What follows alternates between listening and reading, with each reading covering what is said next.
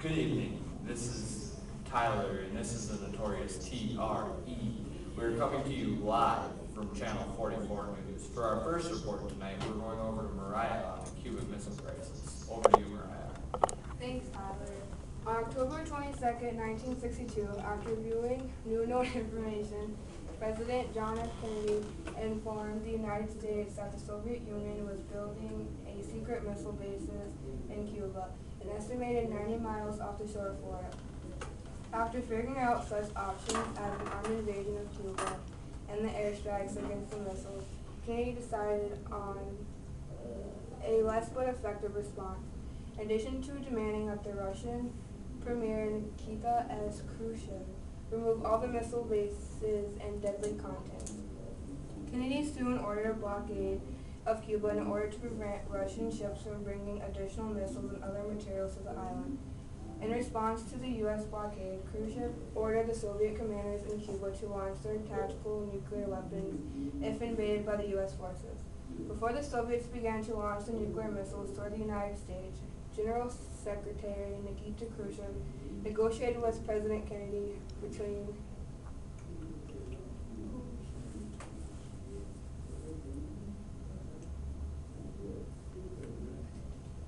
Khrushchev and President Kennedy. They resolved the matter under conditions placed by both parties.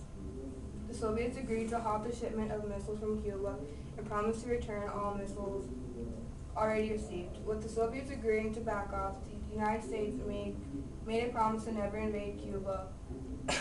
It was a promise between the Soviet Union and the United States that sent Fidel Castro on a spiral into communism. After the agreement was put in place, the Soviets and the U.S.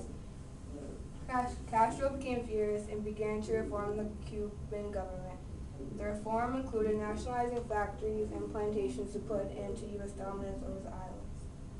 We will keep you posted here in Cuba. Back to you, Tyler. Thanks, Mariah.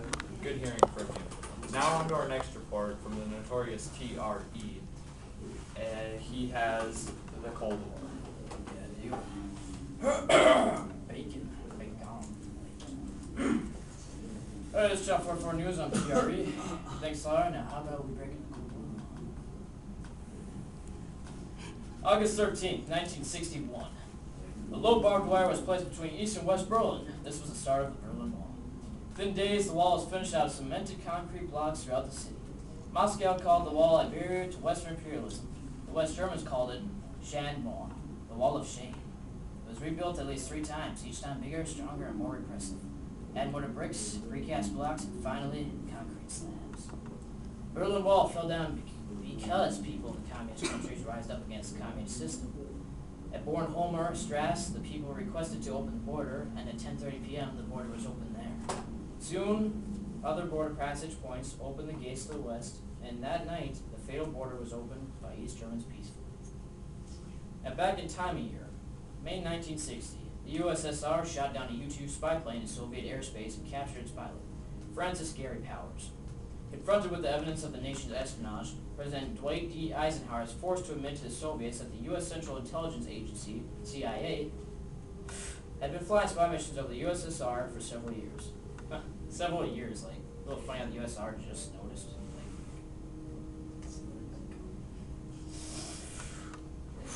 The Soviets convicted Powers on espionage charges and sentenced him to 10 years in prison.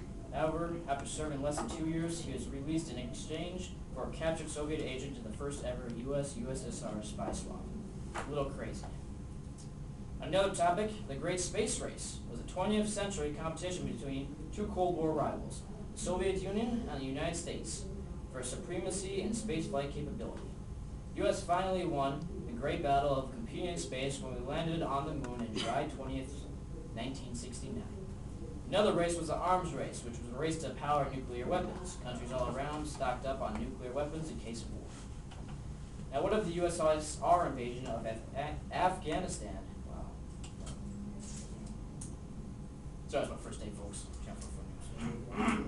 At the end of December 1979, the Soviet Union sent thousands of troops into Afghanistan and immediately assumed complete military and political control of Kabul and large portions of the country. This event began a brutal, decade-long attempt by Moscow to subdue the Afghan civil war and maintain a friendly and socialist government on its borders.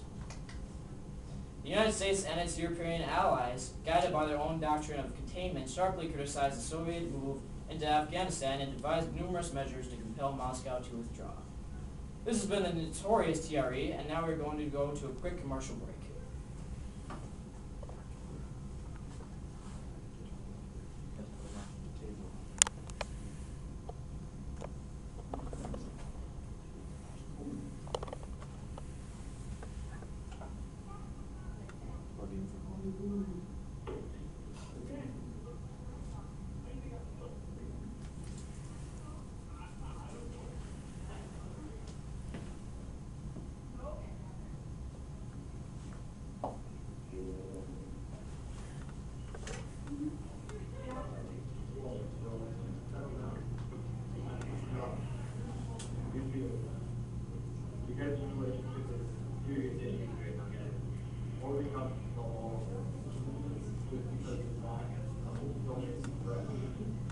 Or become healthy relationship since 1969. Okay, welcome back. We were experiencing some technical difficulties during our commercial break. But since we're back here, we're going to talk about the Vietnam War. And actually tonight is the 48th anniversary of the Gulf of Tonkin incident. So we're going to start off with how that started. The USS Maddox was hit with a torpedo, which was called the Gulf of Tonkin incident, and the resolution was us entering Vietnam to fight the Viet Cong. No Americans were hurt or killed in the incident, but we still had reason to fight the Viet Cong over it, even though we don't know it was really them.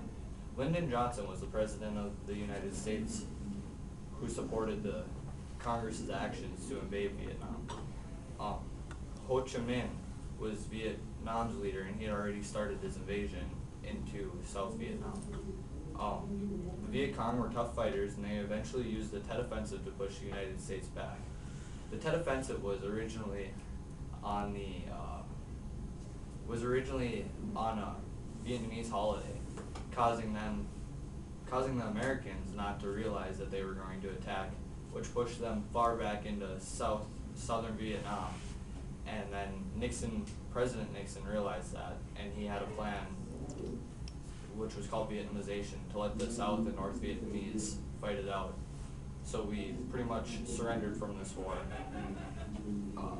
causing us to technically lose under our own power.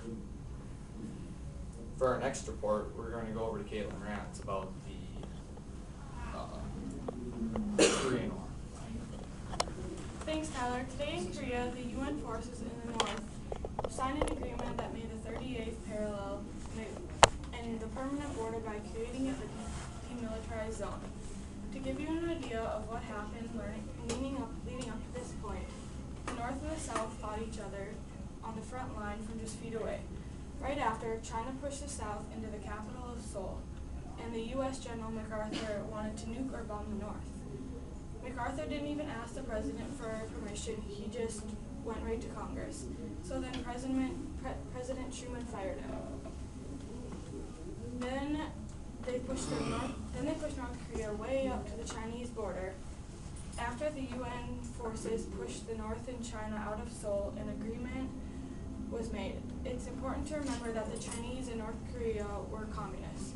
On the other hand, the U.S. believes strongly in democracy.